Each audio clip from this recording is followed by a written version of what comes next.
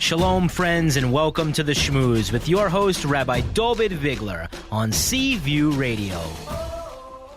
This morning in the Schmooze, we're going to be having a meeting of minds with William K. Langfan, Mr. Bill Langfan, an outspoken supporter of the State of Israel, and Rabbi Bruce Warshaul, a publisher emeritus of the Jewish Journal, also a proud Jewish rabbi living here in South Florida. He'll be representing the left side of the political arena of this particular debate. We'll be having the information flowing here this morning in order to open our minds and further enlighten us on the Six-Day War and the 1967 borders. The title of this morning's conversation is 1967 Borders, Borders of Peace or Borders of War, coming up right after this commercial break. Right here with me in the studio this morning is Mr. Bill Langfan, outspoken supporter and philanthropist to the State of Israel from Palm Beach. Good morning, Bill. Welcome to the Schmooze. Thank you.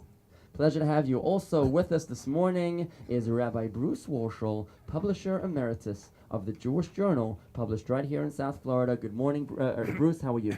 Good. Good morning, David. How are you? Thank God. A pleasure to have you here with us on the Schmooze. Bruce, I'd like to address you first, if you don't mind, this morning.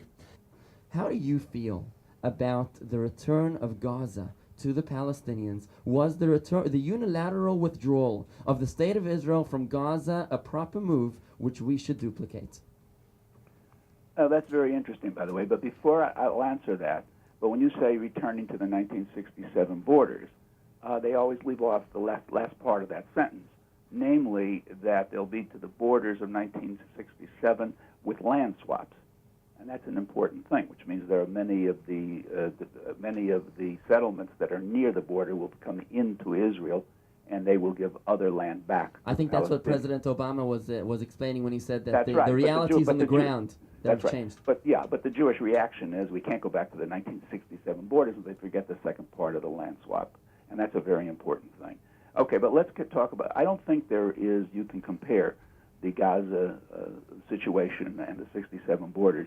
First of all, I think the Gaza situation the Israelis pulled out not simply because the few 7,000 or 8,000 settlers in Gaza was taking up a tremendous. First of all, the 8,000 settlers in Gaza controlled something like 30% of all the land in Gaza, and it was causing great problems because it took 3 to 4 times as many Israeli soldiers just to protect them. That was a very major mistake. And so you think it was a mistake to return to give the Gaza? No, to the it was a mistake to pull out without first coordinating it with Mahmoud Abbas. And then they really didn't pull out.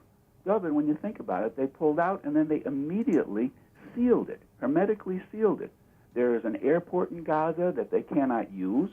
They have a seashore that has a blockade.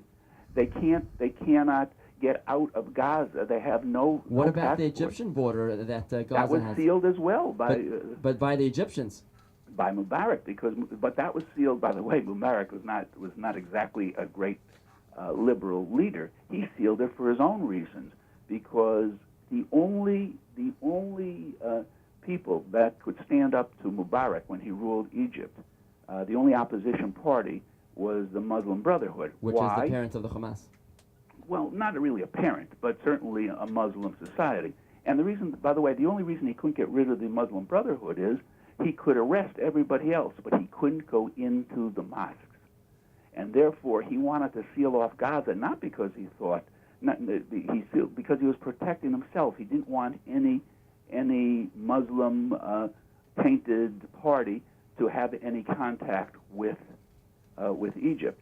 So they were totally sealed, with the help of Egypt, but they were totally sealed. Thank you, Bruce. I'm Rabbi Dovid Vigler from Chabad Palm Beach Gardens, and you're listening to The Schmooze this morning on Seaview Radio. If you'd like to join the conversation, it's 1-877-960-9960. That's 1-877-960-9960. We're talking right now about the Gaza pullout, when Israel pulled out unilaterally from Gaza. Mr. Bill Langfan, how do you feel about Israel's withdrawal from Gaza, and is that something which we should be considering as we consider retreating from the 1967 borders with land swaps as well? First, I want to address the issue of sealing. The sealing took place after the missiles started flying from Gaza into Israel-controlled property. If there were no missiles, there would have been no sealing. So, Bill, are you saying that that Israel was not planning on sealing the Gaza Strip when they gave it to the Palestinians? Absolutely not. It was only a result of the firing of the missiles. Correct. And not only did Israel seal for the fact that the missiles were flying, Israel left many hothouses that were used for flower growing, and Hamas destroyed every useful thing that Israel left behind.